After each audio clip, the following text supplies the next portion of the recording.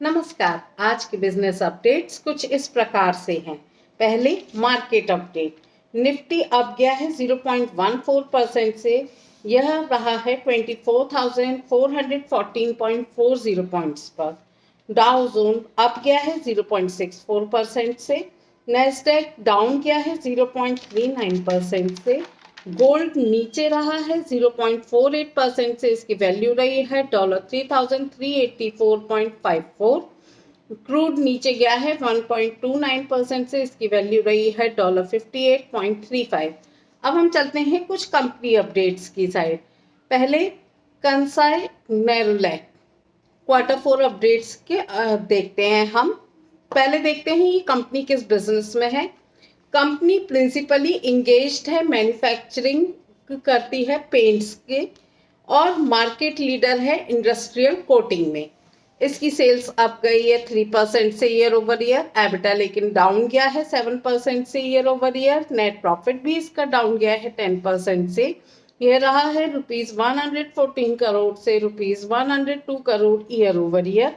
EPS भी इसका down गया है 7% से ईयर ओवर ईयर। अब हम चलते हैं पॉली मेडिक्योर के Q4 परफॉर्मेंस की साइड। देखते हैं पहले ये बिजनेस कौन सा करती है। तो ये कंपनी इंडिया की मैन्युफैक्चर करती है, एक्सपोर्ट करती है मेडिकल डिवाइसेस, और ये कंपनी एक्सपोर्ट करती है प्लास्टिक मेडिकल डिस्पोजल्स और सर्जिकल डिवाइसेस। इसकी सेल्स अप गई है 17% से ईयर ओवर ईयर। एबिटा का अप गया है 24% से year over year. Net profit भी इसका अप गया है 34% से, ये रहा है ₹68.4 करोड़ से ₹91.8 crore year over year. EPS भी इसका अप गया है 27% से ईयर ओवर ईयर।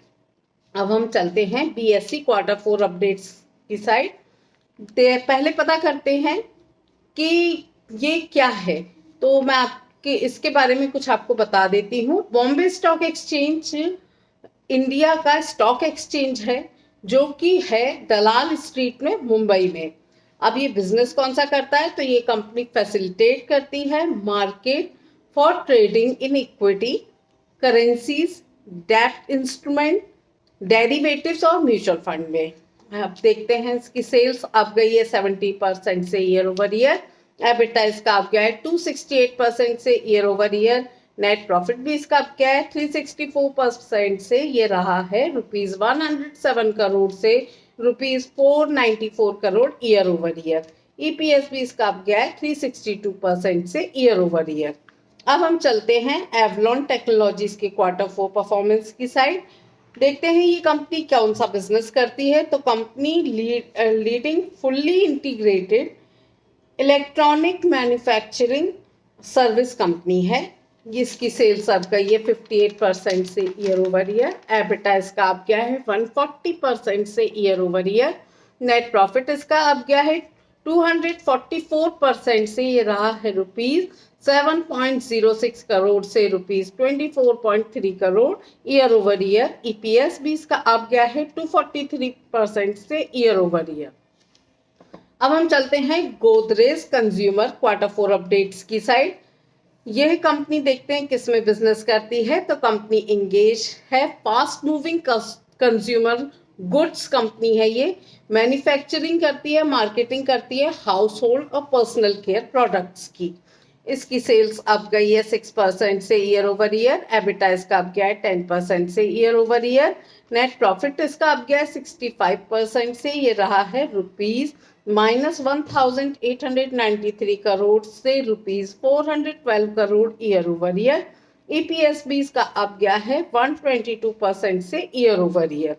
अब हम चलते हैं रेडिको खेतान की Q4 परफॉर्मेंस की साइड। पहले मैं आपको इस कंपनी के बारे में कुछ बताती हूँ। कंपनी इनिशियली जानी जाती है रामपुर डिस्टिलरी कंपनी के नाम से। ये इसका फेमस प्रोडक्ट है 8 PM विस्की। अब मैं बताती हूँ ये किस बिजनेस में है। तो रेडियो खेतान एक रिनाउंड कंपनी है, Indian made foreign liquor brand है ये इंडिया का, जो कि शराब बेचती है। सेल्स इसकी अप गई है 21% से ईयर ओवर ईयर। एबिटा इसका अप गया है 45% से year over year. Net profit इसका अप गया है 60% से, ये रहा है ₹56.8 करोड़ से ₹90.7 crore year over year. EPS भी इसका अप गया है 60% से ईयर ओवर ईयर। अब हम चलते हैं पीरामल एंटरप्राइजेस के Q4 अपडेट्स की साइड। मैं आपको इस कंपनी के बारे में कुछ बताती हूँ। कंपनी ओन करती है नेटवर्क ओवर 400 ब्रांचेस का अक्रॉस 26 स्टेट्स और यूनियन टेरिटरीज में। अब ये बिजनेस किसका करती है पता करते हैं। कंपनी एक इंडिया की leading diversified non banking financial company है जिसका असेट्स वर्थ है $10 बिलियन। इसकी सेल्स अप गई है 15% से ईयर ओवर ईयर। एबिटा इसका अप गया है 449% से year over year. Net profit इसका अप गया है 107% से, ये रहा है ₹137 करोड़ से ₹102 crore year over year. EPS लेकिन इसका डाउन गया है 26% से ईयर ओवर ईयर। अब हम चलते हैं KEI इंडस्ट्रीज की Q4 परफॉर्मेंस की साइड।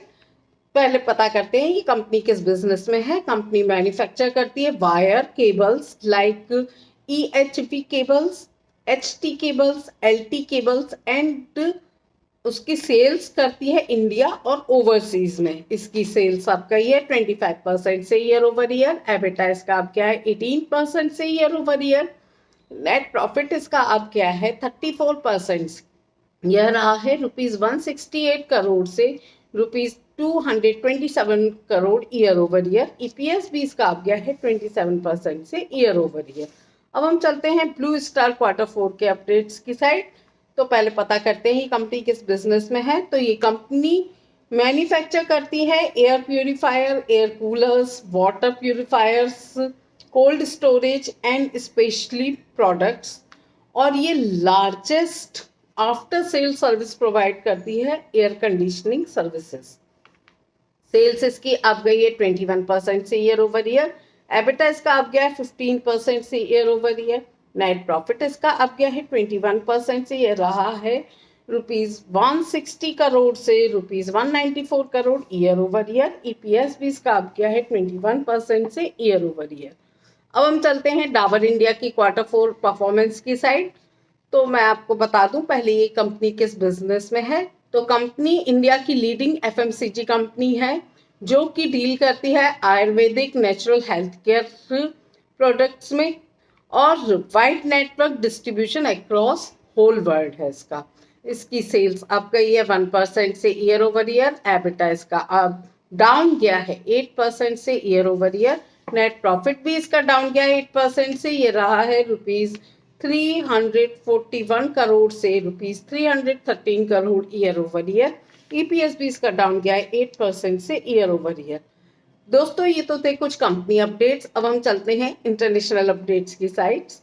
यूएस टैरिफ से ज्वेलरी की कीमतों में भारी बढ़ोतरी हो रही है।